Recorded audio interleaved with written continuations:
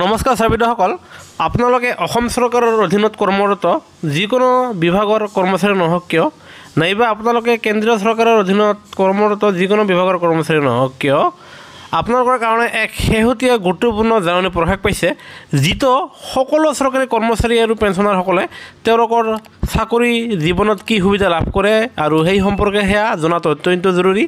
আশা ৰাখিছোঁ বহুতো ছাৰ বাইদেৱে নিশ্চয় জানিব পাৰে, কিন্তু বৰ্তমানৰ নতুন কৰ্মচাৰীসকলে যে জনাটো অত্যন্ত জৰুৰী।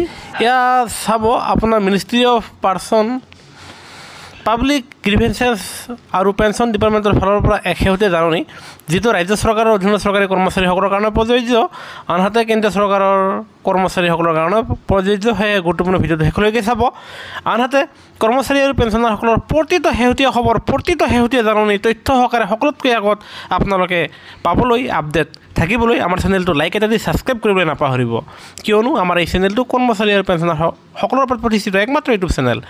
ছাৰবিদসকল, আপোনালোকে যিহেতু একোজন চৰকাৰী কৰ্মচাৰী, কেন্দ্ৰীয় চৰকাৰৰ অধীনতে নহওক কিয় নাইবা ৰাজ্য চৰকাৰৰ অধীনত কৰ্মচাৰী নহওক কিয়, আপোনালোকে চাকৰি কৰি থকা অৱস্থাত আপোনাৰ চাকৰি কাৰ্যকালৰ শেষৰ পিনে আপোনালোকে LTCৰ সুবিধা লাভ কৰে। এই LTC হ'ল আপোনাৰ লিভ ট্ৰেভেল কনচেশ্যন।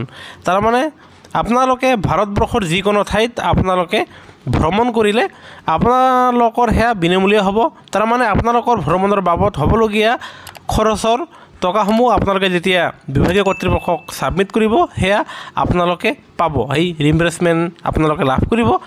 আৰু যাৰ ফলত কোৱা হৈছে যে আপোনাৰ চৰকাৰী কৰ্মচাৰীসকলক তেওঁলোকে 2022-23 এটা ব্লক কাৰ্যকালৰ ভিতৰত আপোনাৰ তেওঁলোকে LTCৰ সুবিধা ল'ব পাৰিব, তেওঁলোকে ট্ৰেভেল কনচেশ্যনৰ লাভ, নাইবা 2024-25 ভিতৰত আপোনালোকে ভাৰতবৰ্ষৰ যিকোনো ঠাইত যাব পাৰিব, নাইবা আপোনালোকৰ হোম টাউনত দুবাৰকৈ যাব পাৰিব বুলি জনা গৈছে। আৰু এক শেহতীয়া খবৰ এয়া চাব, যোৱা 30 এপ্ৰিল 2024 তাৰিখে প্ৰকাশ পাইছে।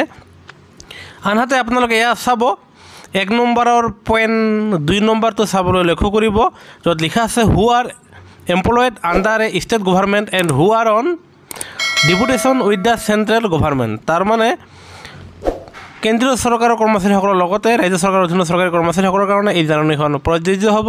আনহাতে আপোনালোকৰ চাকৰিৰ কাৰ্যকালৰ শেষৰ পিনে আপোনালোকে ভ্ৰমণৰ সুবিধা লাভ কৰিব, যিটো LTC বুলি কোৱা হয়, তাৰমানে লিভ ট্ৰেভেল কনচেশ্যন। আৰু আপোনালোকৰ খৰচৰ বাবদ সম্পূৰ্ণ টকা পইচা আপোনালোকে বিভাগক ছাবমিট কৰি সেয়া আপোনালোকে পাবলৈ সক্ষম হ'ব। আনহাতে আপোনালোকৰ যদি এতিয়া অৱসৰ গ্ৰহণ কৰাৰ সময় হৈছে নাইবা ধৰক আৰু 2-3 বছৰ চাকৰি কাৰ্যকাল আছে, তেনেহ'লে আপোনালোকে এয়া 2024-25 যি চৰকাৰে এক নিৰ্দিষ্ট ব্লক বনাইছে, সেই ব্লক অনুযায়ী আপোনালোকে 2024-25 ভিতৰত আপোনালোকে ভাৰতবৰ্ষৰ যিকোনো ঠাইত ভ্ৰমণ কৰিব পাৰিব আৰু সম্পূৰ্ণ খৰচ বিনামূলীয়া হ'ব।